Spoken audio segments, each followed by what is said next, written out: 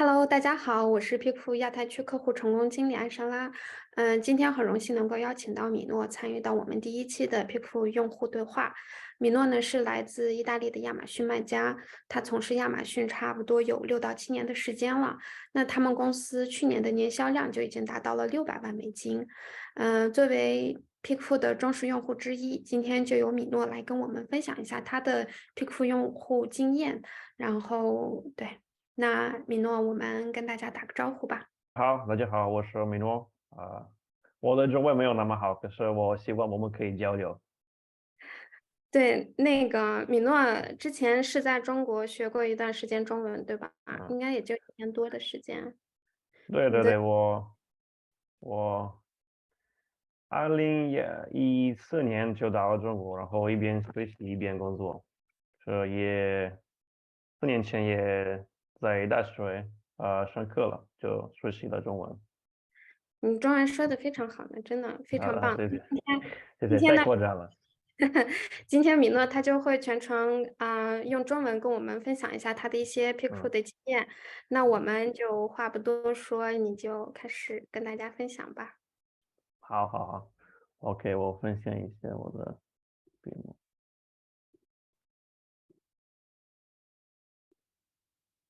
OK，大家好，我是米诺，然后今天我想介绍一下我的 case study。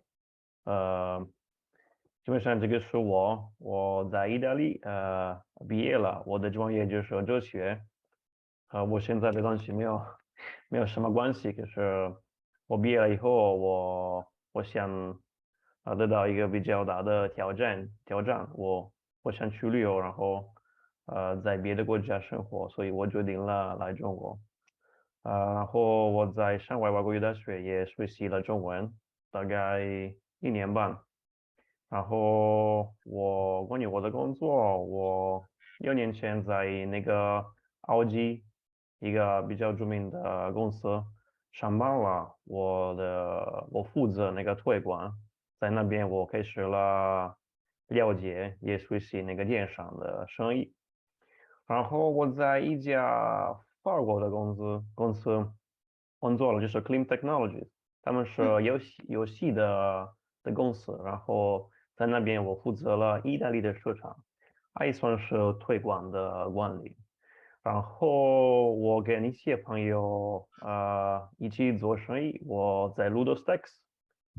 一家在深圳的公司上班，我们跟一些朋友、一些以前的同事一起合作。我现在负责那个开发，就是我的工作就是找到新的产品，然后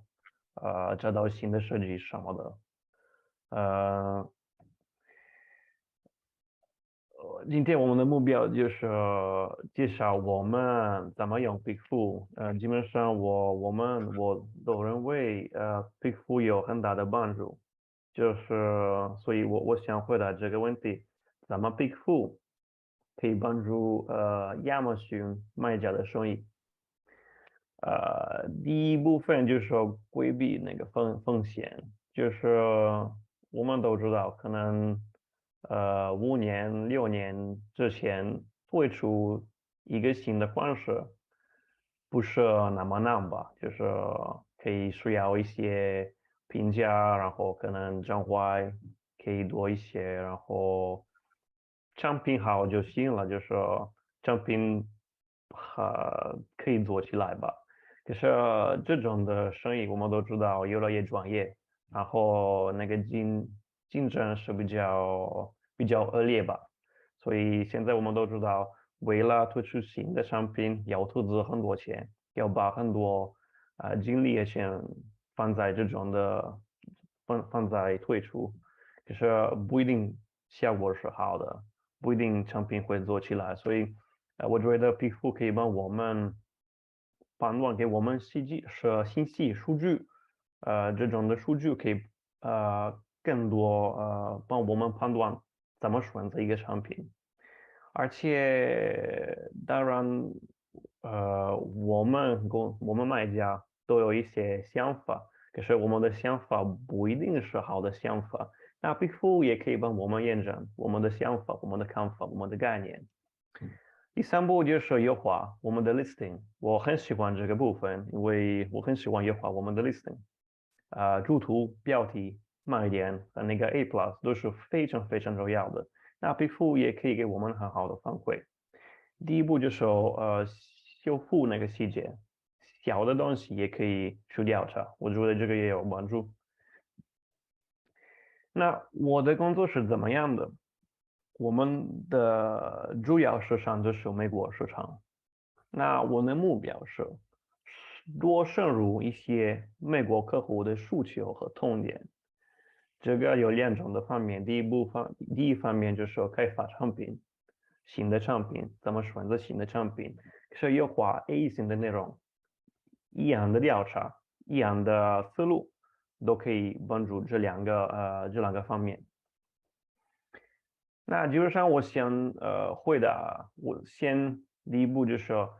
自己问了这三个问题，就是我怎么可以帮助我的客户？当然毛利是最重要的，可是我们提供一个服务，一个产品，那这个产品怎么可以帮助客户？我觉得我们都需要回答这种的问题，为客户满意，那我们也满意，我们也开心。然后为什么客户不满意？这个是也重要的问题。为什么客户很满意？都很重要。第三个问题就是为什么客户选择我们没有选择对手？这个也是很重要的。了解我们的产品的特点是怎么样的。那我们基本上做那个耳机，有线的耳机。可是最近我们也想分析一下那个充电宝的类似，这个不是我们的专业，这个不是我们的分类。可是我想多深入一点，然后我想给你们看看我的思路，我们公司的思路。呃，不管这个是你的分类，这个是你的产品，或者对手的产品，或者你是完全外一行的，那这种的思路都有帮助，都可以用的。那再说一遍，这个是完全外行的，就是半个小时以后，这个是第一步，半个小时以后，我可以得到很多信息。第一步这不是 Big4的信息，就是我们去分析一下一个报馆的评价，就是这个产品就是 Anker 的报馆，最好卖的产品，最好卖的充电宝。也算是一个很成熟的 listing 的 A 型。那第一步是 because help，那我们可以去看看，可以看看这个亚马逊的产品吗嗯哼， ？OK，我们先去分析一下这个评价。嗯，米诺，我们看不到这个链好，OK 接。OK，好，等一下，可能这样子吧。哦，现在呢啊哈，现在可以。？OK OK，那我们先去分析一下，我这边网络没有那么好。我们先分析一下评价的内容，比如说我比较喜欢这样子，most recent，这里可以写下来，because 就是因为我们去看看评价的内容，我选择了这个产品是因为什么什么什么，这个是 it was not compatible，not compatible 那个有兼容的事情，尺寸的设计或者 traveling 就是旅行，有一些很重要的信息，所以第一步是这样子，我们可以看看这个 because，然后我们可以看看客户写了什么，然后也可以写下来那个 help。如果我们去分析一下，这个是结果。很多客户选择了这个产品，就是因为很方便带，那个 portability，就是为了旅行，价格便宜，然后天天都可以充电我的手机。可能手机的电池没有那么好，所以我们都需要这种的产品。如果我们去看 health，就是另外一个关键词，有一个很有意思的事情，他们说了，停电的时候或者紧急的情况的时候，我们可以用这个充电宝，或者也是为了长途的旅行爬山什么的。那这个是第一步，很多人很多买家，我知道都认为这种的分析就是够了，然后我们去分析一下关键词或者那个市场的趋势就行了，那个 PPC 的费用就行了。可是我觉得目前这种的分析是不够的。那第一步就是 Big Four，有一种的呃一种的问题我很喜欢的，呃，我们把产品的主图，然后我们问了 Big Four 的美国人，How could this portable charger help you？就是充电宝怎么可以帮你？我很喜欢这个问题，因为他们的回答是很有意思的。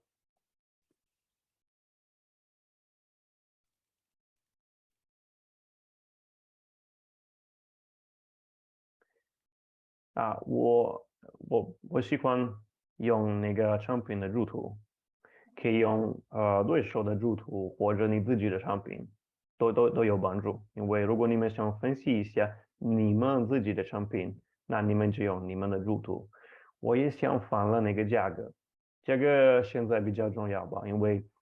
可以帮助美国人判断怎么回答。那这边这个他们的回答都是英文的，就是 Pickfu 也有一个很有意思的功能，就是自动中文的翻译。我觉得比谷歌的翻译好多，所以他们用了英文回答，就是我们也可以看看中文的回答，他们是他们的反馈。我基本上觉得反馈是非常有意思的。这个是50个回答，50个反馈，都很有意思的。那如果我们去分析一下他们的回答，我们看看有这种的情况，大部分的人都觉得，充电宝是为了天天的使用，就是我的手机的电池不好，所以我需要一个比较方便大的充电宝。可是还有别的回答，我觉得并不一样的。有的人说这个产品可以帮我，因为我可以充电多个电子设备，不是一个，同时充电2个、3个设备，耳机、手机什么的。还有人说是为了爬山，或者就是紧急的情况的时候可以用的。那我是完全外行的，这个不是我的产品，所以我的感觉是，我们这现在反馈可以给我们一种的矛盾，就是如果我们去看看使用和需求，也是有一种的矛盾。什么矛盾呢？那如果我需要一个比较方便大的充电宝，那可能我需要一个小一点的充电宝。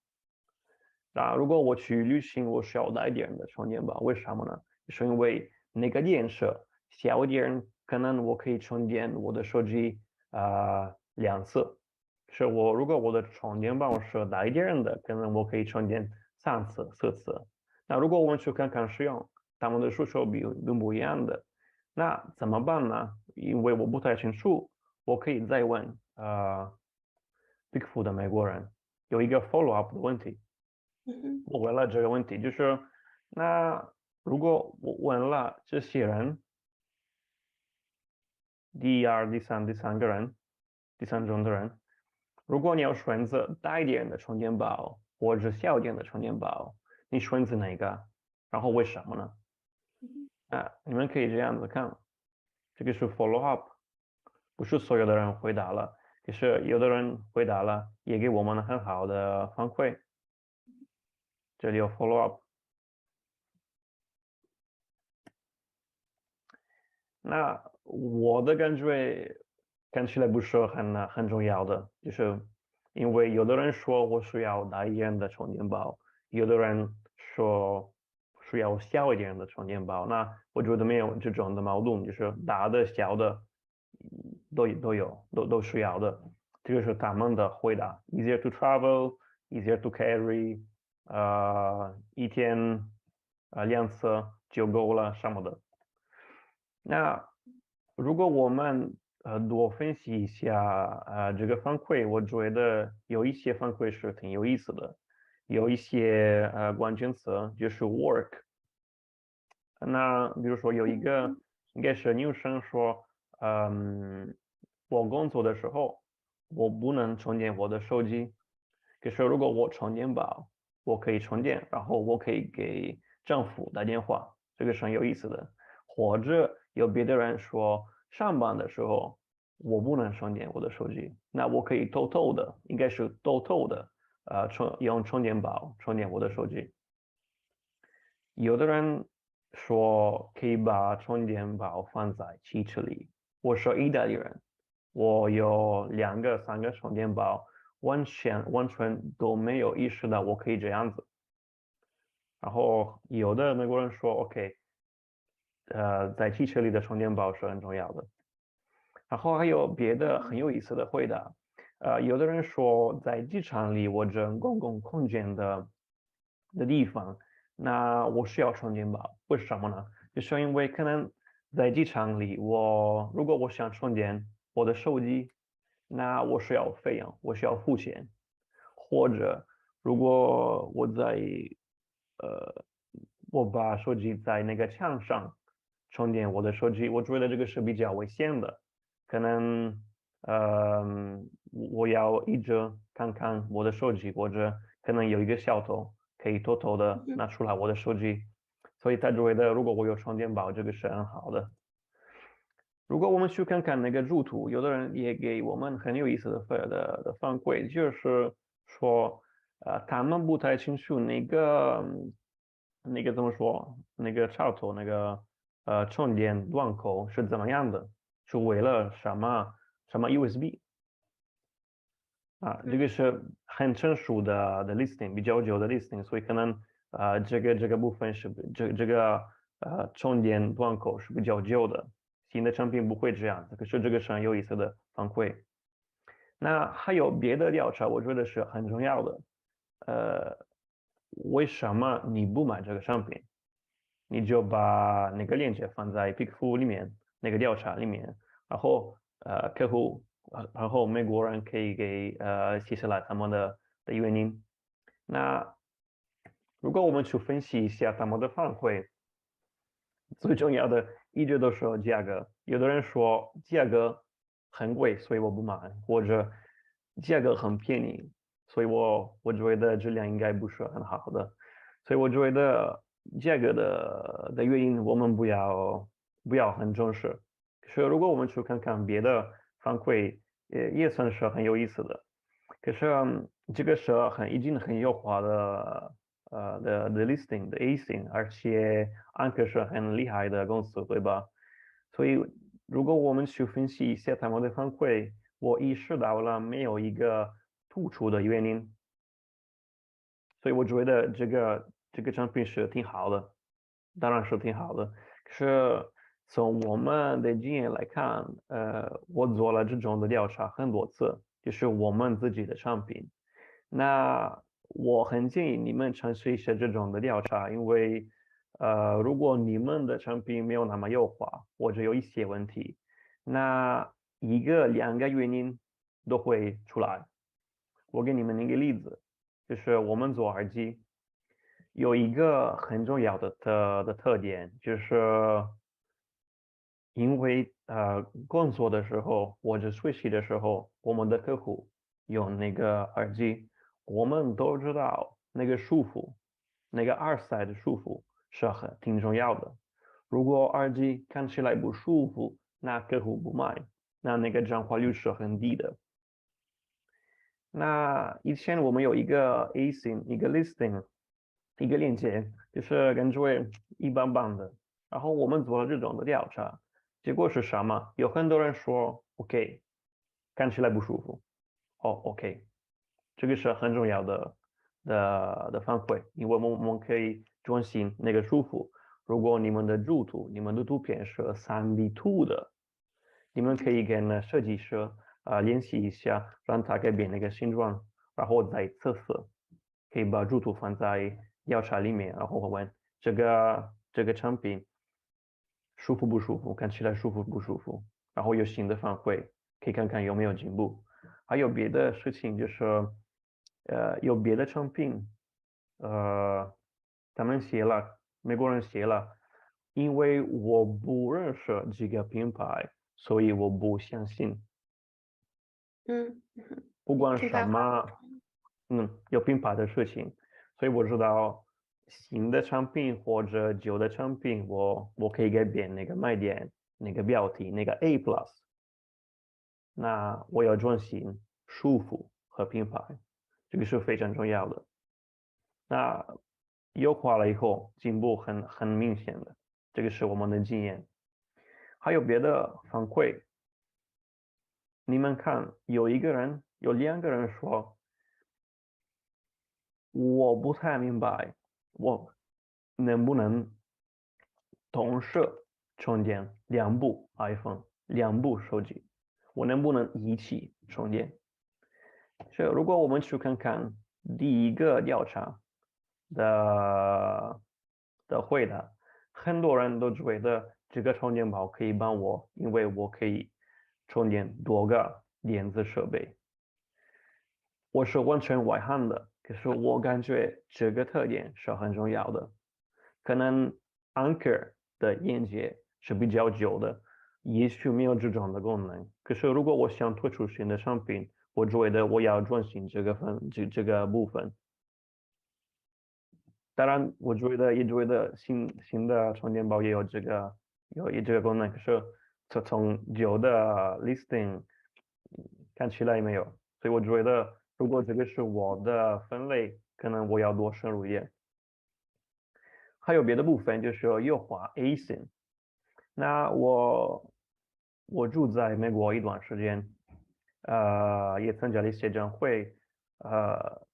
很多人很多专家都告诉我，我们需要用客户的自由、客户的语言，不需要用公司的语言。我们的想法、我们的自由和客户的自由，有的时候并不一样的。我是意大利的，我的公司是中国的，是美国人的词语也有点不一样的，对不对？那有一个词语我觉得是很有意思的，就是 resonate。呃，怎么解释 resonate 是什么意思？比如说美国人这样子说，我可以说我的思路，然后如果你觉得我的思路有道理，就是我的思路我觉得是很重要的，是有意思的，那我可以说你的思路 resonate 和我 resonates with me。那意思是，如果我们的想法是一样的，那我们可以用这个 resonate 的词语。那为什么这个是很重要的？就是因为如果我们的 listing 上，我们的卖点，我们的图片可以 resonate，可以得到客户的情绪，那客户可以觉得 OK，这个公司、这个卖家、这个产品了解我的问题、我的需求，了解我，那这个可以很容易选择我的产品。那如果我们去分析一下 Big Four 和亚马逊的一些重要句子，我们可以看看有的效益，有的问题怎么表达。我的表达并不一样的，我是意大利人。可是如果我们去看看美国人用怎么自由，这个是很有意思的。比如说，嗯，有的人说工作的时候我不能充电我的手机，所以我可以带我自己的充电宝。那我们比如说图片上，我们可以给客户看看，在上班的人一边上班一边充电他的手机，或者你可以加在机场的图片，或者有一个人说，我把充电宝放在汽车里，因为我的孩子可以充电他的 iPad，然后他不让我很烦。那这个我觉得是生活中美国人的事情的问题。那如果我们可以表达他们的问题，怎么解决他们的问题，我觉得这个有很大的价值。然后最后的部分就是入图。皮肤是很厉害的，因为比如说我可以把我的主图，然后对比我的主图放在调查里面，然后对比我的主图，我对手的主图，或者新的设计的主图，然后看看有什么效果。你喜欢哪种的？为什么？或者我要选择新的设计，那这个我也可以对比。然后Big Four 的美国人也可以给我们很多原因。比如说这个就是一个例子，我不知道要不要这样子做，可是这个很明显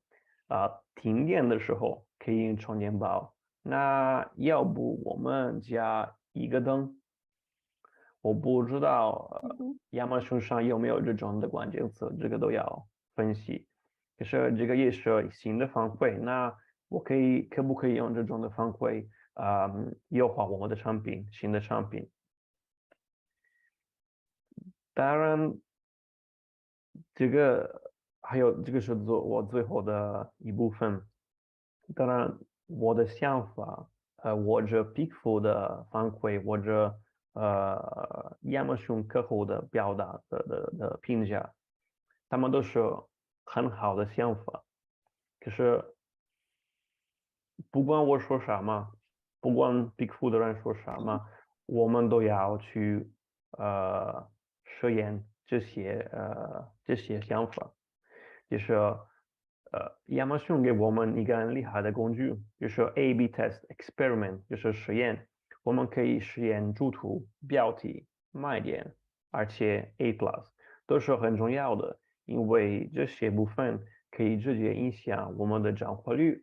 那个排名，而且那个销量。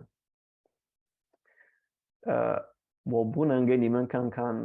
所有的数据或者我们产品的入图，可是这个是一个例子，这个是主体的例子。你们可以看看以前我说过了那个舒服、耳塞舒服的事情。那我们以前有老的主图，可 Big Four 的人说，这个产品看起来有点不舒服，而且我们联系了我们的设计师，然后让他改变那个耳塞的形状，所以我们有老的主图，然后有新的主图。那亚马逊帮我们明白他们两个的区别，就是老的主图的转化率是330，新主图的转化率呢就是337或到38，差别很大吧？这个是非常非常重要的，可以看看有很多进步的空间，对吧？那还有别的事情，就是很多人会说，OK，你关注图，然后你去看看那个转化率是怎么样的，可能1个月、2个月以后转化率怎么样的。那这种的想法，这种的思路太简单了吧，太主观了。因为比如说我换了主图以后，可能我的价格便宜一点，或者市场的情况改变了，或者就是圣诞节快到了，黑五快到了，Prime Day 快到了，那这个都会影响那个转化率。那怎么判断我的改变，我的变化是好还是不好？那亚马逊给我们一个很厉害的工具，因为他们对比，而且他们的数据是非常非常可靠的。所以我觉得皮肤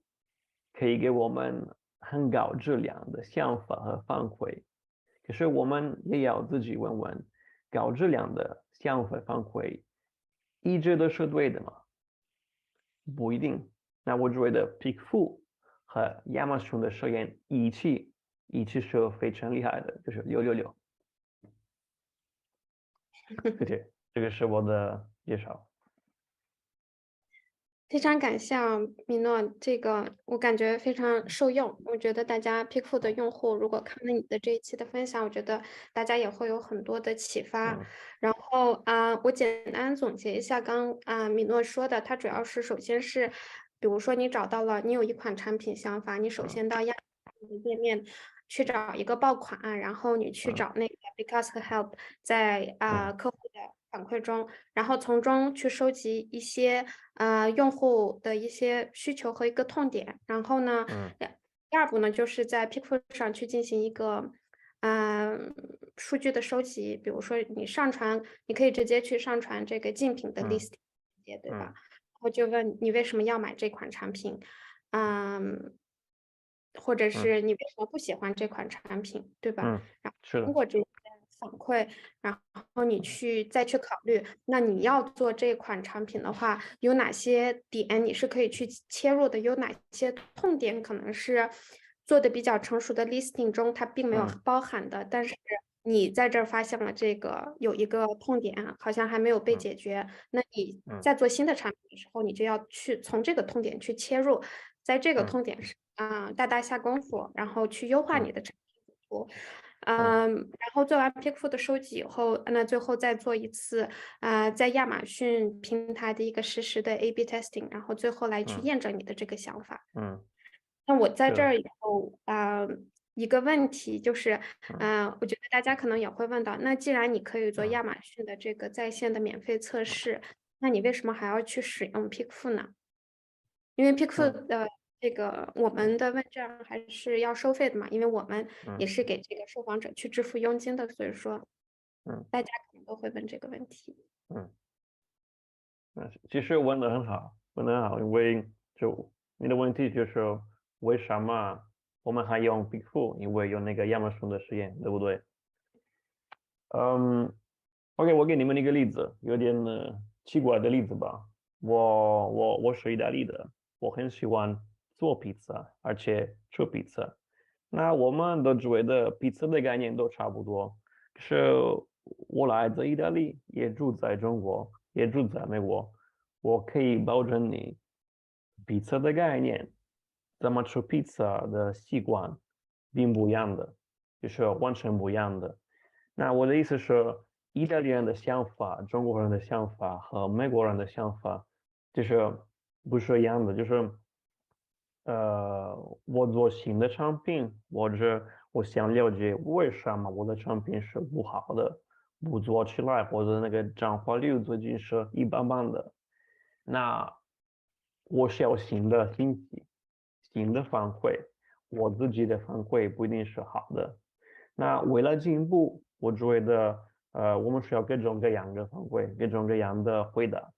这样子的话，我觉得我有很多 idea，创造的 idea 的主意。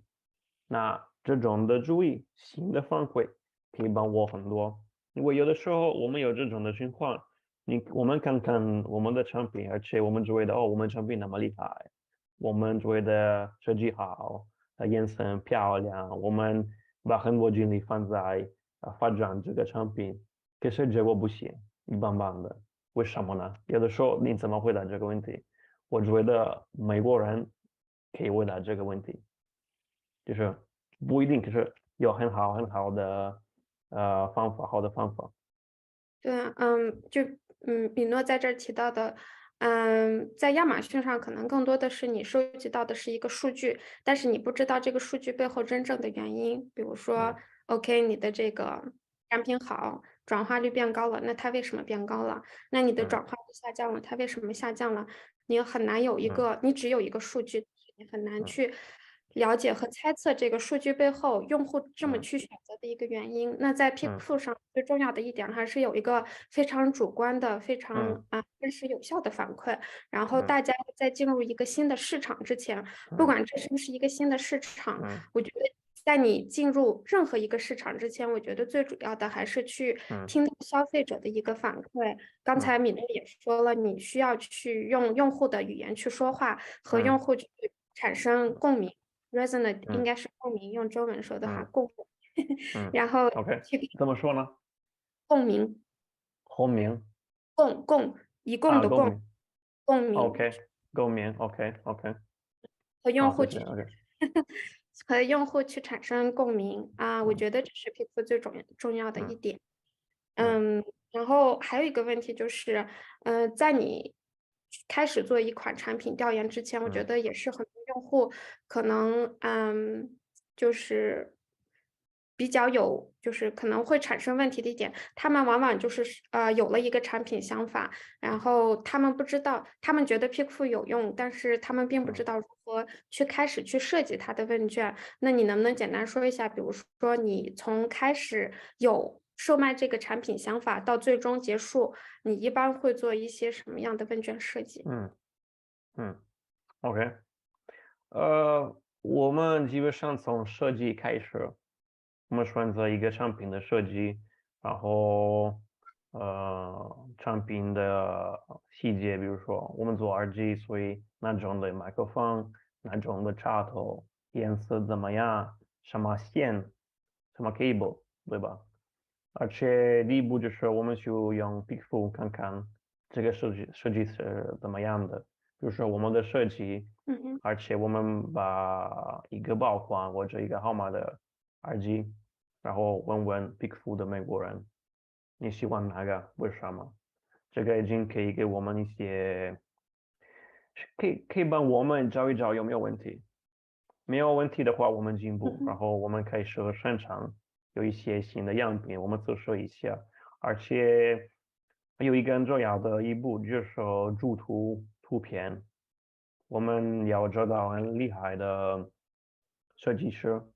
我们现在有一个是中国的，来自中国，他的工作是非常厉害的，很专业的，我们很喜欢，他们都是3D 图的图片，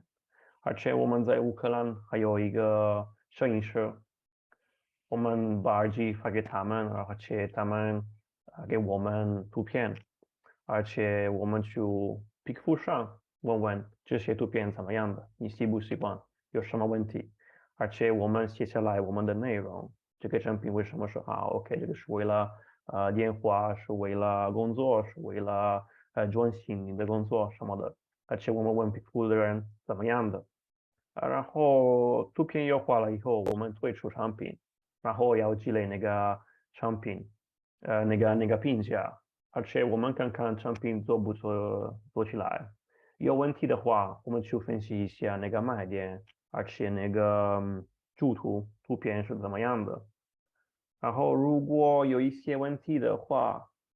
那我们再提出重新问问有什么事。当然，一开始这个是比较普遍的吧，就是从呃低的价格开始，然后慢慢的排名可以提高，以后也可以改变那个价格，得到了我们理想的这个，我们去看看那个分析一下那个转化率。不满意的话，我们就去分析一下，然后我们用那个亚马逊的实验看看能不能进步。这从我的角度来看，呃，我选择设计的，我创造设计的，我需要很厉害的设计，这个是我们的分类。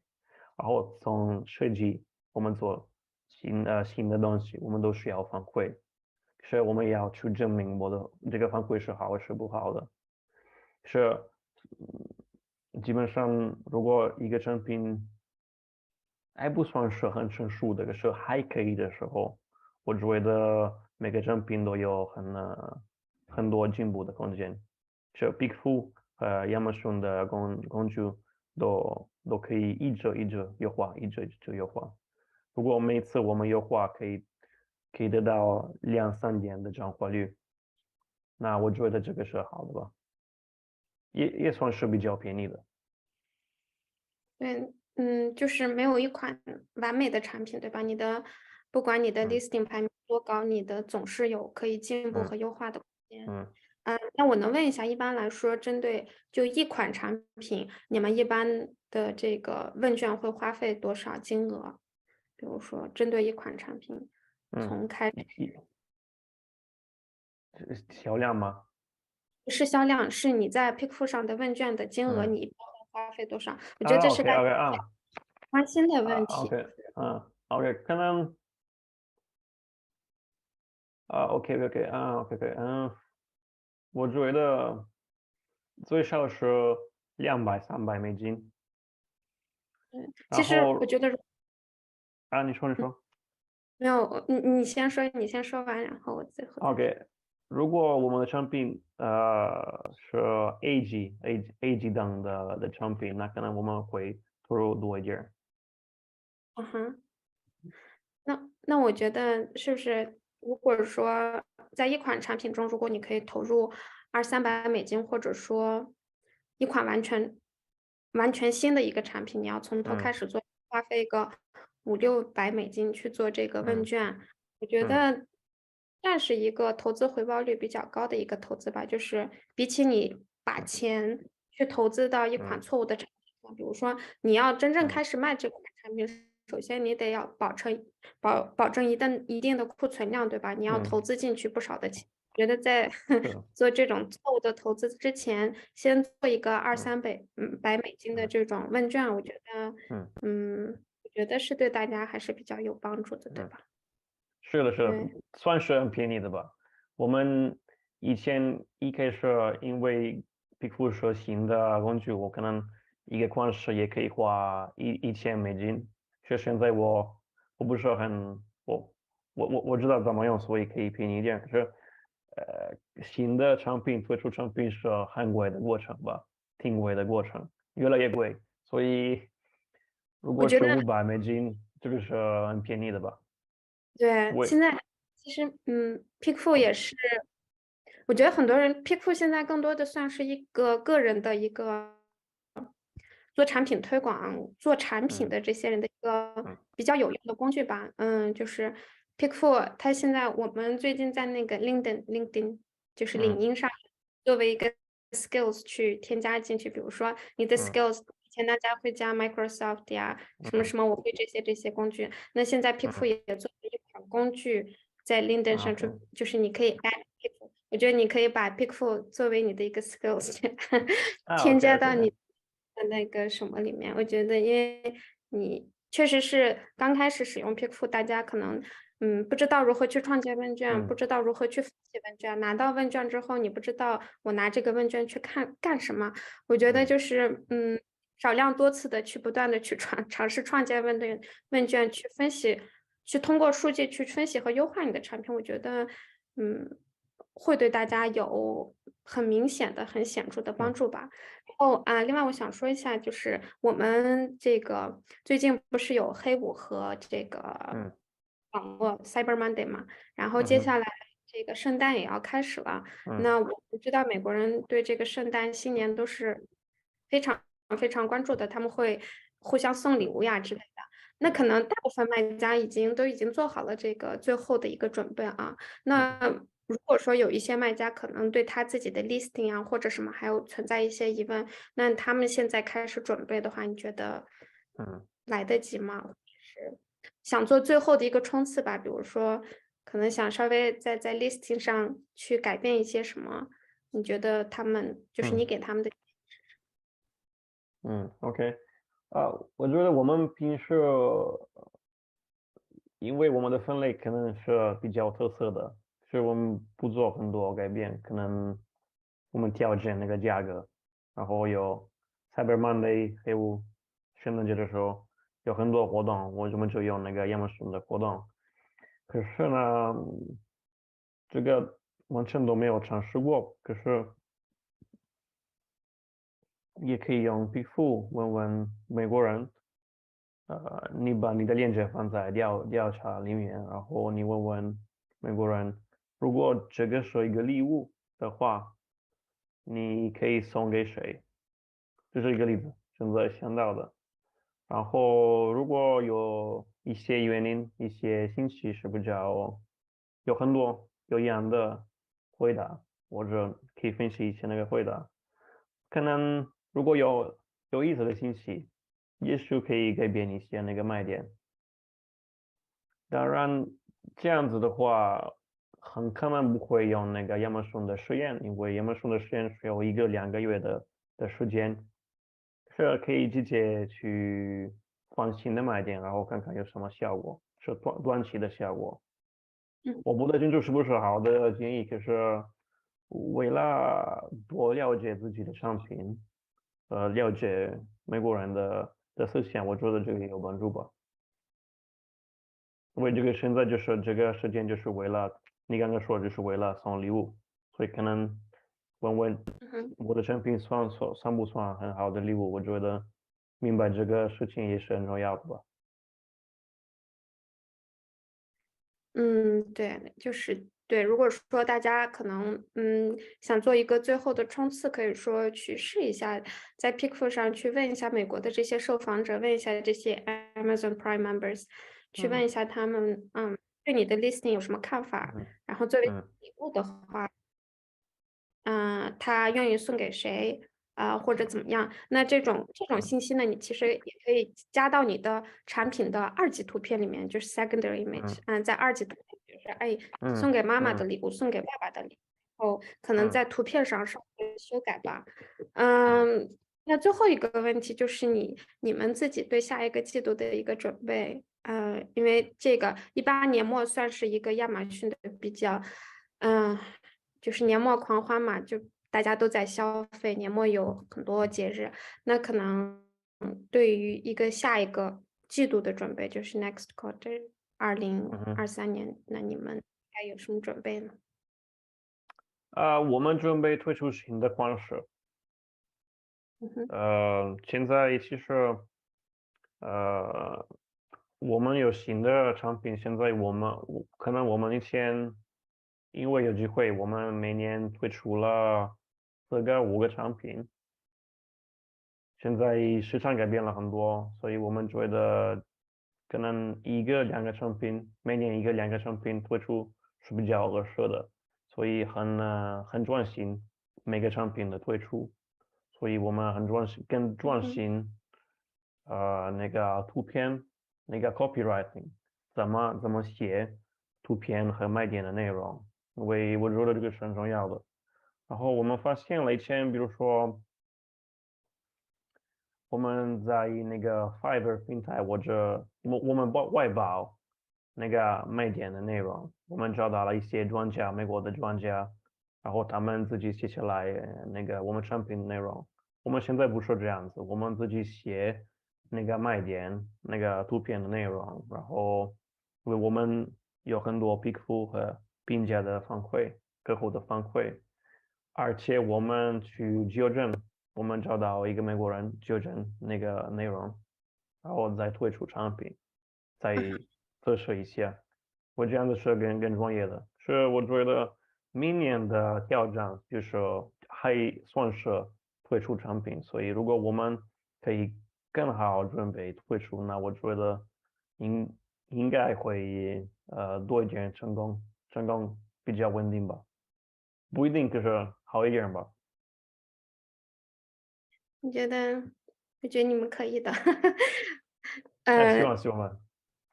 我这次的分谢谢。享啊，